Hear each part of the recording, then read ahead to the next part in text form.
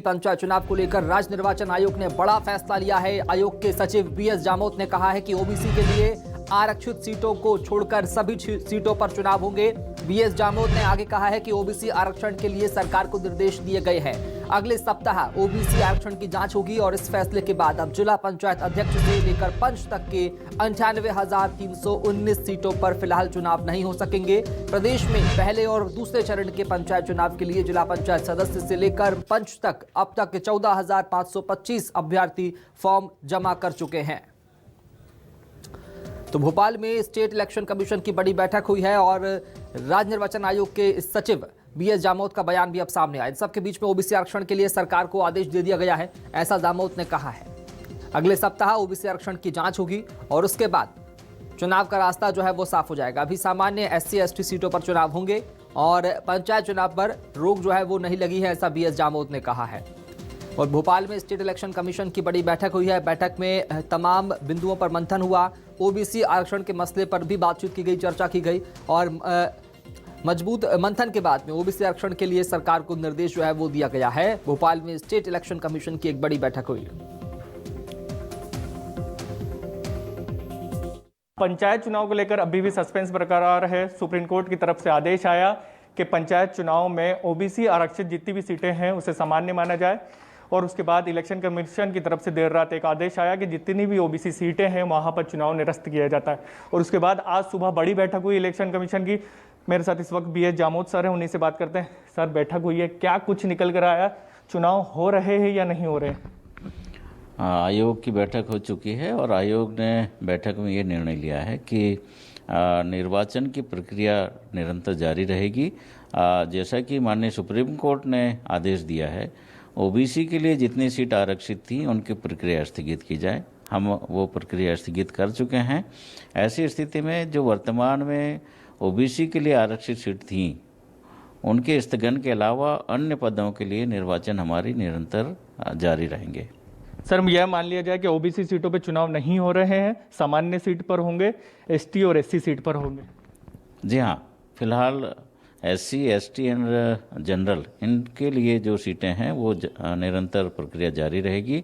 OBC के लिए जो सीटें आरक्षित थी उनके लिए माननीय सुप्रीम कोर्ट ने जो आदेश दिए हैं कि इन सीटों को जनरल सीट के रूप में री नोटिफाई की जाए। तो ये आरक्षण की कार्रवाई चूंकि राज्य शासन स्तर से होता है, तो हमने राज्य शासन से ये कहा है कि वो एक सप्ताह में इसके पालन में कार्रवाई करके अवगत कराएं। तदनुसार फिर हम आगे उन सीटों पर भी निर्वाचन की कार्रवाई संपादित करेंगे।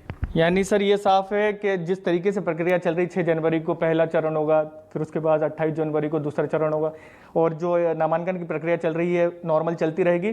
सिर्फ इस पे जो ओबीसी के दावेदार हैं, ओबीसी सीटों के दावेदार हैं, वो अपना नामांकन ना भरें। जी हाँ, अन्य सीटों के लिए हमारी निर्वाचन की कार्रवाई निरंतर जारी रहेगी।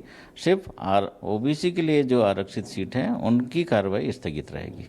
सर, कब तक लगता है कि आपको कि प्रक्रिया हो जाएगी? आपने सरकार को ऐसे तो दे दिया है, कब तक हो जाएगा? और आपको लगता है कि चुनाव तय समय पे हो जाएगा 6 जनवरी या 28 जनवरी की बात की जाए तो?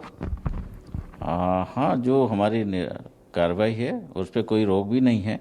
ऐसी स्थिति में ये कार्रवाई निरंतर जारी रहेगी और जो हमने समय अनुसूची आयोग ने घोषित की है तदनुरूप ही निर्वाचन कार्य संपादित होंगे। सर, एक आखिरी सवाल है। ये सवाल उठ रहे हैं कि किसी जिले में ओबीसी आरक्षित सीटें 100 में से 30 है तो क्या 70 पर होगा और उसी के हिसाब से, बहुमत के हिसाब से फिर अध्यक्ष चुन लिया जाएगा? तो ये गड़बड़ है ना संवैधानिक तौर पे। और फिर 30 के चुनाव होंगे, फिर वो विपक्ष जीत गया तो फिर सत्ता हस्तांतरित की जाएगी क्या?